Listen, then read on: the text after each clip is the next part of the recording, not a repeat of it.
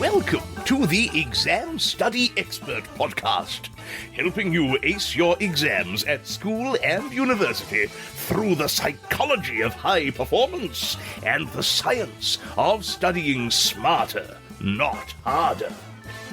It's my pleasure to introduce your host, the Cambridge-trained memory psychologist and exam success coach, William Wadsworth.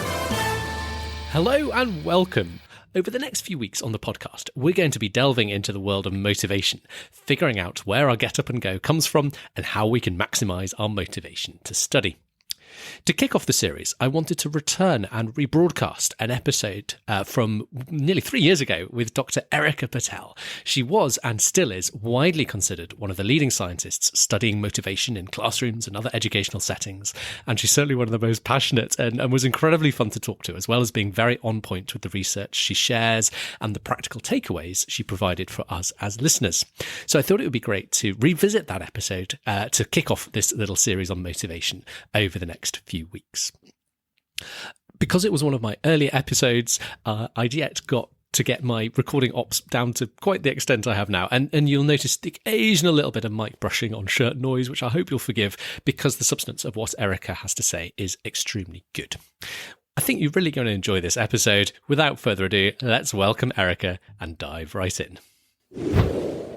My name's Erika Patall. I am an associate professor at the University of Southern California. I'm a professor of both education and psychology, and I've spent my career studying student motivation and even more specifically, some of the things that teachers and students can do to help support their motivation.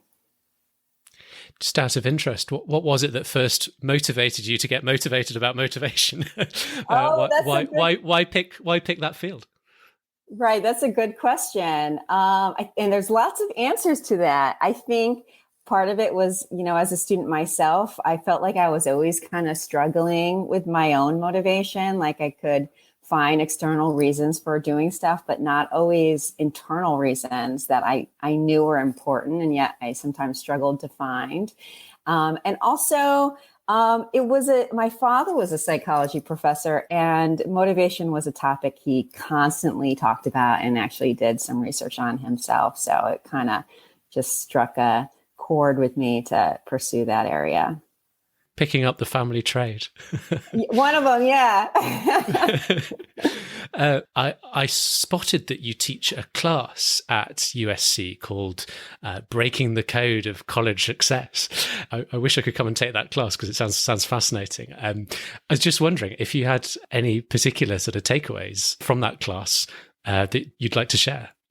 Sure. I love teaching that class, Breaking the Code of College Success, because it's really explicit in its intention to give just time and space to students to reflect on how to support their own learning and motivation, and maybe that of other students or other people they know as well. And then we learn some educational psychology research on the way, but only so that we can help ourselves. So what would I say are the key headlines?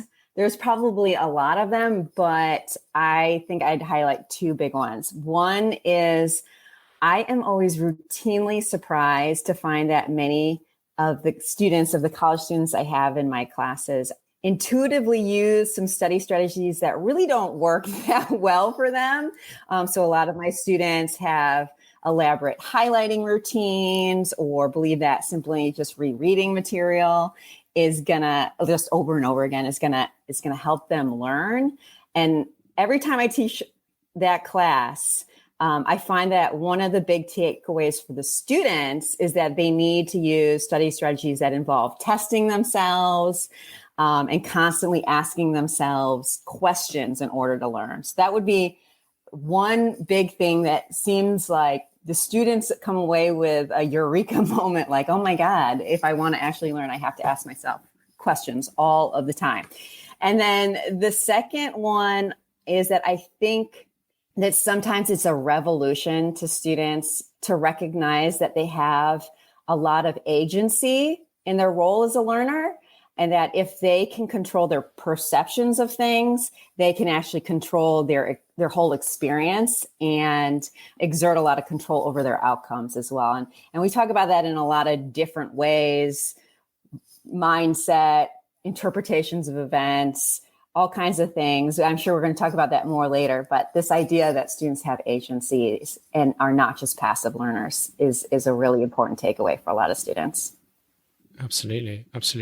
I'd love to ask you a bit about your research a little later on in the podcast, but as a kind of bridge to getting into that, what I thought might be quite fun to do is just take some of the motivation strategies I see students talk about or use in anger, and I just love your slightly more informed opinion on whether that's a good thing for us to be doing or not. Perhaps the most kind of common advice I hear is to kind of set yourself goals when you're studying, so know what you're aiming for. What's your view on goal setting for motivation? Definitely. Goals are helpful. They're critical. But there's always a but, provided they are well-defined, somewhat challenging, and you can actually achieve them. And they're not totally outlandish. Setting ridiculous goals that you can't achieve is probably going to demotivate you in the long run. And also setting too many goals that are competing with each other is potentially going to have problems for your motivation. But if you pair well-defined, challenging, achievable goals with plans for actually implementing them, you're definitely doing yourself a favor. Cool. I sometimes hear about people making distinction between sort of process goals versus outcome goals, where your process goal is I'm going to work for 2 hours a day, and my outcome goal is I'm going to get an A on the test. Any thoughts on the merits of that distinction? You actually need both, I think. You need something that you value, some higher goal that you value that you're going to be working towards, and that keeps you engaged in the process goals. And without the process goals, you don't really have a plan for how you're going to get to that higher level goal that you actually value, right? So both are really critical. That's smart. That makes sense. Rewards and punishments also, incredibly popular and have all sorts of implementations. I sometimes see, particularly once they're at college or university, students using some kind of incredibly elaborate strategies to reward themselves or punish themselves to keep them on track. I don't know if you've heard of an app called Beeminder, which basically makes you pay fines if you miss particularly your process goals. Thoughts about rewards and punishments then? Rewards and punishments definitely work to get people to do stuff. There's really very little doubt of that. That doesn't mean that people feel good about doing whatever they're rewarding and getting rewarded and punished for. But if you have some kind of undesirable task that you can't find another way to motivate yourself to do it, rewards and punishment are definitely going to get you to do it. Or most of the time, if you find good ones, if you find rewards and punishers that are actually meaningful to you, that is, they will get you to do that activity you may hate, right?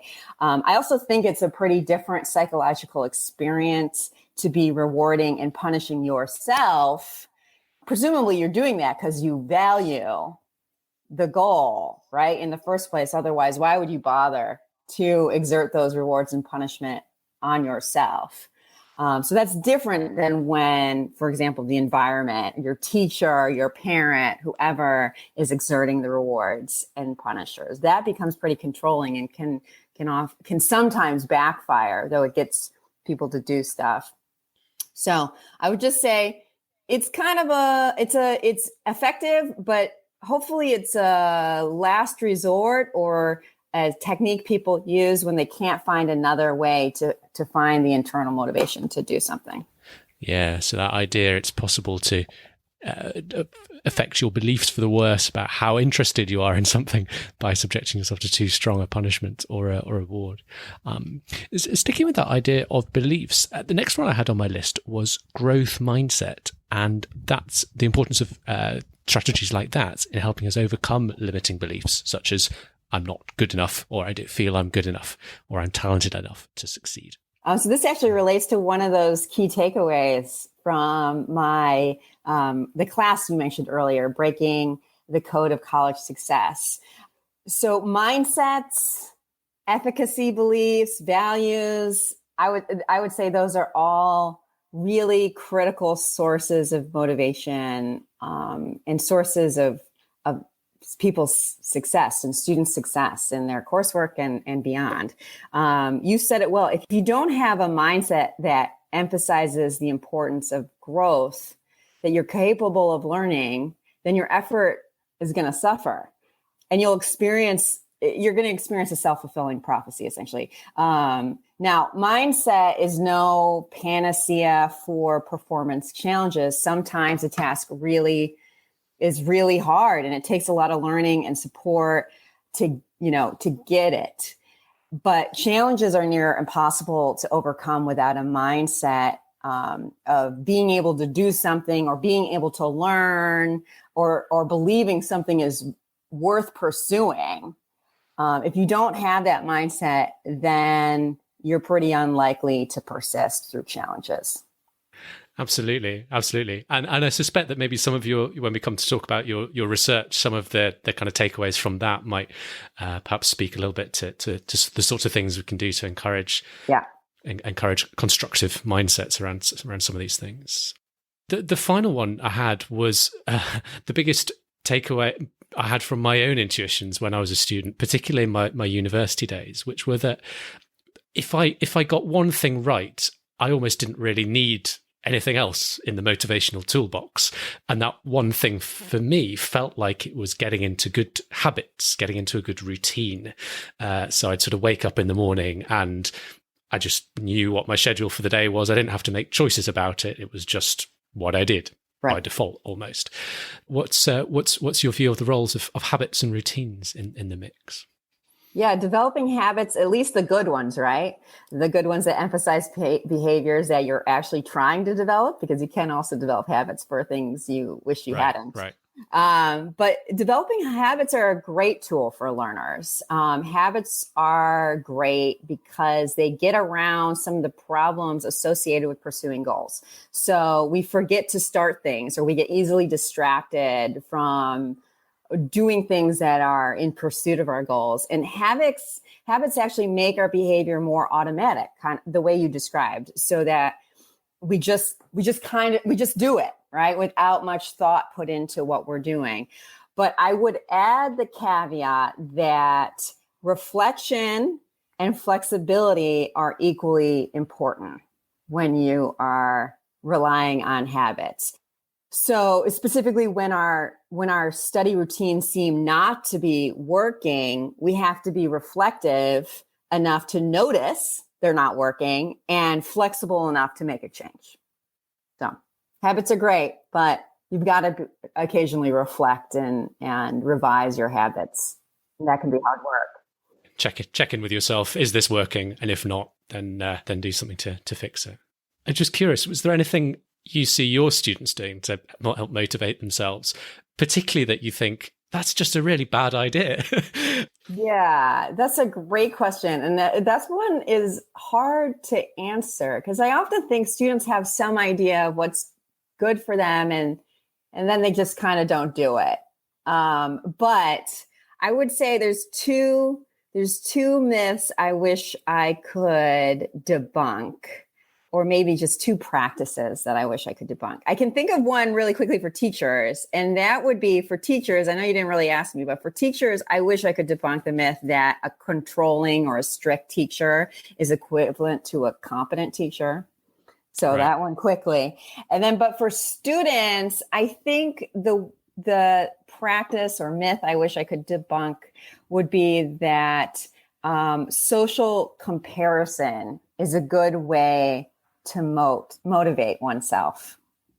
I feel like students often rely a lot on social comparison to motivate themselves. And while that competition does motivate, I feel like there is a lot of psychological costs of using that strategy that maybe make it not worth it. That is so interesting. Because that was I'd never really thought about this until you just said it just now, but that was a huge part of what motivated me at high school. And I did really well, and I was the best in my school as a result. But when I got to university, I was nowhere near that. I was, easily in the bottom half. And to start with, I really struggled, and perhaps I wouldn't have struggled quite so much. Both struggling academically and struggling as in being a bit unhappy. And Right. maybe that wouldn't have been the case quite so much had I not had that as such a big part of my motivation at high school. Yeah, I think if we don't care for our own psychological well-being and feelings of confidence and security and self-worth as we pursue academic goals and any other goals for that matter, then we're going to struggle with many of our goals. So it's a careful balance students have to strike when they find the tools that get them to do the things they believe are valuable. Absolutely. I think it's such a good point. I'd love to come on and talk a little bit about your own research. I know we've perhaps touched on one or two ideas, but I think I'd be right in sort of summarizing a lot of your kind of thinking in recent years as being around this idea of cultivating autonomy. Absolutely. What do we mean by autonomy, and why is that so important? Yeah, so autonomy seems to be a really mysterious concept to many people, at least that word. I don't think the actual concept is mysterious, but the word is, and there's a lot of different definitions that float around in both scholarship and like popular understanding. But when I talk about cultivating students' autonomy, I'm talking about cultivating a sense that whatever the student is doing, they're doing it because they want to, because it is reflective of their sense of self, of their personal goals, or their personal values in some way. Another way you could say it is you experience a sense of autonomy when you fully endorse your own behavior and it feels as if it's reflective of yourself. I see autonomy as an experience that everyone wants to have. That is, I see autonomy as a psychological need that people need to experience in order to thrive. We both want to experience autonomy, and we'll often do things so that we can have that experience of our behavior being self-reflective and endorsing everything we're doing. And then when we have that experience of feeling autonomous, it's a resource for us. It powers our engagement, our well-being, and our performance. Some of your work has been so helpful because it's synthesized a lot of other people's work and kind of boiled it down and pulled out what the scientific community calls a meta-analysis, where you look across lots and lots of other people's work and kind of pull it all together and say, okay, this is what this body of work is telling us. So when it comes to autonomy, what are some of the messages that your meta-analyses have found out about autonomy? I've done a lot of work on choosing, and that's undoubtedly a really important and effective strategy that teachers and parents, for that matter, can use to support their kids or their students' feelings of autonomy. But choice also has a lot of potential to backfire when it's not used properly. For example, when people can create choices that actually feel kind of controlling, where the student doesn't really like either option, or it doesn't really tap into their interests or their goals, or it's delivered in a kind of controlling way, or they don't feel when students don't feel ready to make choices, like they don't already have some pre-existing levels of, competence or ability with the task that they're being asked to make choices about, then it can sometimes backfire. But on the whole, choice is an effective strategy. And that was pretty clearly that came out in meta-analyses I did. More recently, I'm not done with this meta-analysis. In fact, I'm revising it now because there's been a whole bunch of new work on autonomy supportive strategies in the classroom just in the last 5 years. And so I've started updating a meta-analysis I created a long time ago. But this meta-analysis that I'm now working on is intended to sort of decipher which practices that teachers use actually are most effective in supporting autonomy and other outcomes, engagement, performance, motivation. And what it comes down to, based on that meta-analysis, as well as a lot of the other work that I've reviewed over time and some of the work I've conducted myself, is that there's a lot of things that teachers can do, or parents for that matter, or friends actually for that matter, if you want to support your friend's autonomy, which is important to a good relationship.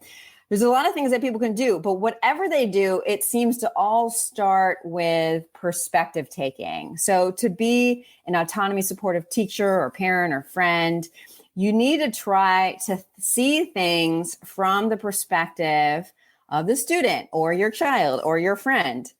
You need to be actively seeking out information from the student that helps you understand their perspective. It means being curious. It means being empathetic.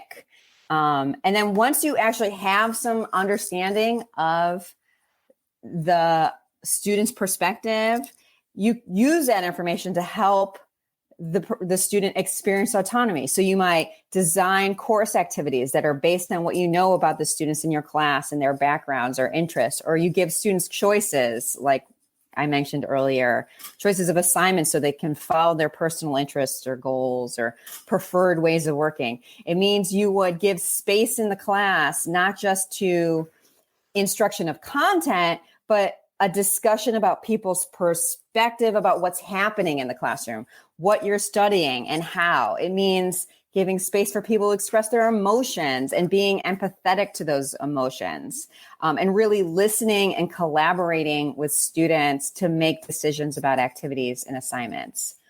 One more, it's a pretty long list. It means explaining the reasons for the choices as the instructor that you are making about the course or the assignments that tap students' perspectives, not just from the teacher's perspective, but you want to explain your why of what you're doing in the class from the student's perspective.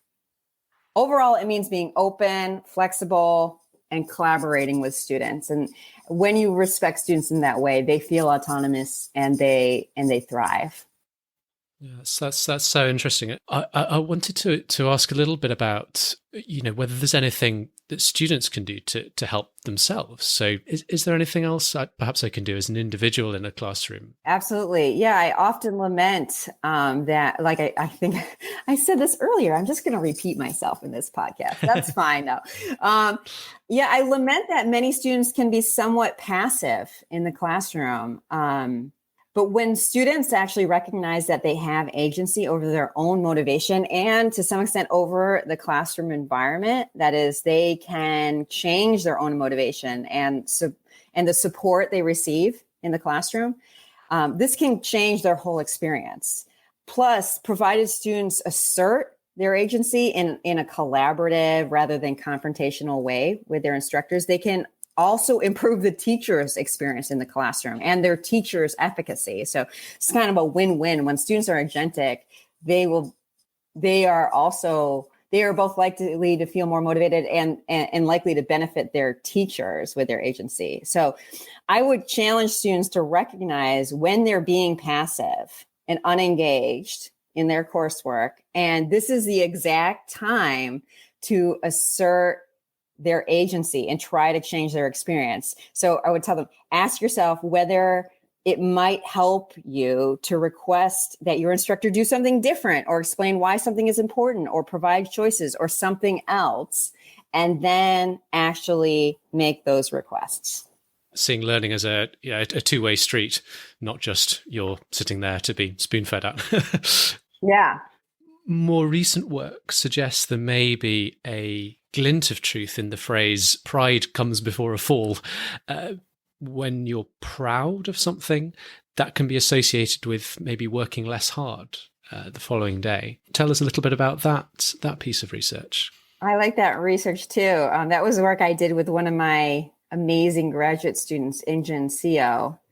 And we found by collecting some daily data from college students for a few weeks that when students experience positive emotions and pride in particular, that led to coasting the next day. That led to working less hard to pursue their goals the next day. So basically, feeling positive keeps you working on the task in the moment.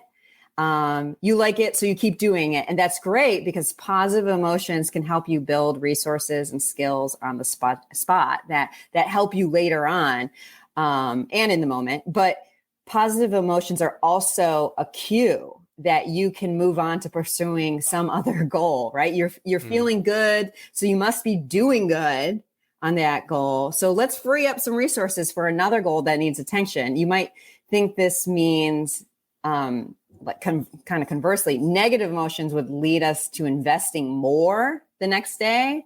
But that's actually only kind of true. It really depends on if we have a lot of self-control or not, and the exact type of negative emotion we're experiencing while we're working on some goal. For example, feeling shame one day leads us actually to decrease our investment the next day rather than increase it if we're lacking in self-control. But yeah, a little bit counterintuitive that when you feel good the next day, you might work less hard. Yeah, that's so interesting. That's so interesting. Erika, what are the big questions you're working on now? Great question. So I am, I'm really obsessed with this idea that students recognizing their agency and developing a mindset that acknowledges that their motivation is malleable and the classroom environment and the support they get is malleable and responsive to their, agentic behavior, their attempts to assert themselves.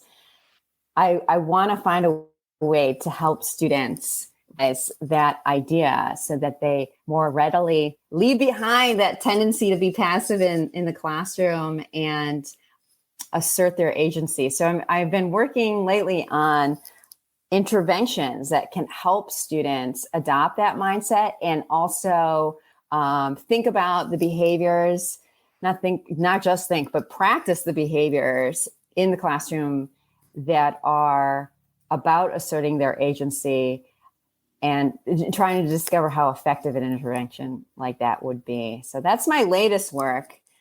We've been testing that with college students now, and we want to see if we can develop a version of an intervention like that for high school students as well.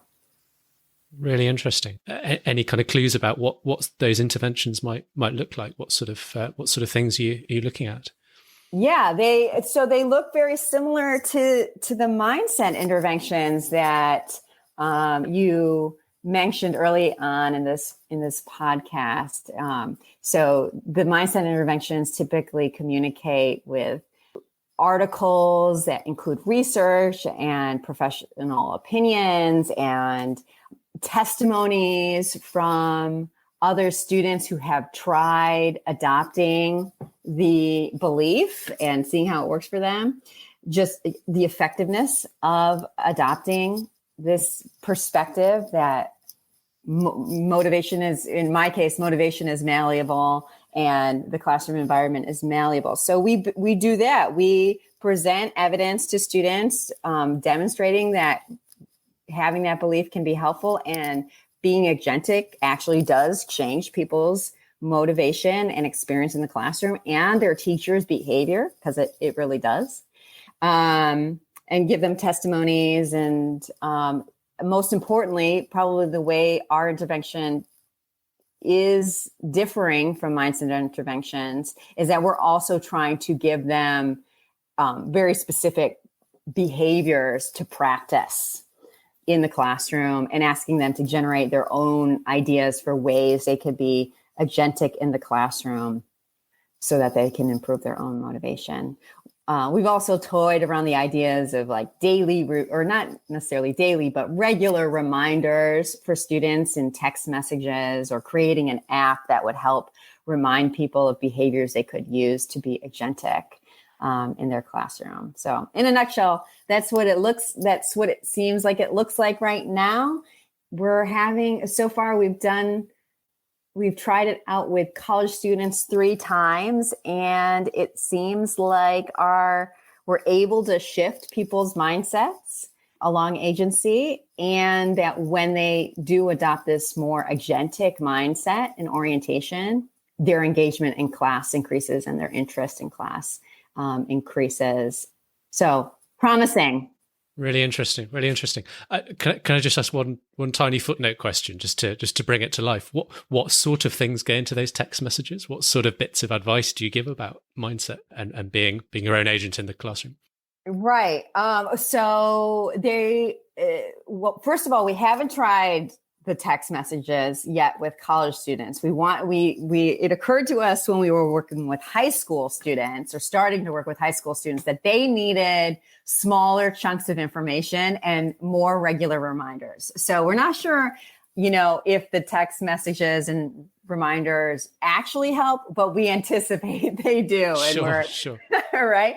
But what they would include is, one, just reminders of what they learned. Like, hey, do you remember that we mentioned that when you ask a question in class, or ask your teacher to explain why why you're working on this particular activity, or from their perspective, why this is useful or important, that will actually change how interested you feel in class, and how supportive your teacher is of your motivation in class. So first, we just remind them of things they already learned, but also we give them very specific practices, like, hey, today, try when you get bored asking your teacher one of those exact things. Explain why the particular activity is, how it's used in the real world, or how you might personally use it in your daily life, to try to find why this is valuable today. And other behaviors that for specific things we just throw out for them to try that day. That's so interesting, and so interesting to sort of hear some of the absolute specifics as well. Erika, I always finish with what I sometimes call our time machine question. So if you were able to go back in time and bump into yourself, perhaps back in your high school days, and give that young teenage Erika a bit of advice about the future based on what you've learned since then. You mentioned that you were struggling with motivation, for example, back then. What would be the advice you might want to give? I would give myself the same advice I am giving other students right now. So I would tell myself to leave behind that tendency to be a passive learner. I'm not now, but I was then, when I was a teenager, and invest in shaping my learning opportunities to actually suit my needs. Amen to that. Erika, where can people perhaps learn a little bit more about your work if they're interested, and certainly follow what you're up to? Yeah, you can find out what I'm up to and what my students are up to at motivationlab.wordpress.com. Well, thanks again, Erika, for such a fantastic conversation. I hope you enjoyed that as much as I did, and are feeling awash with some fresh motivational strategies to help you stay consistent in your studies. Thanks so much for listening today. It's been great to have your company as always, and I just want to wish you every success in your studies. If you've got exams coming up, you can now get all of William's favourite tips and tricks to save you time and get you higher grades, all in one handy cheat sheet. Grab your copy at examstudyexpert.com/free tips. Thanks again for listening, and see you soon.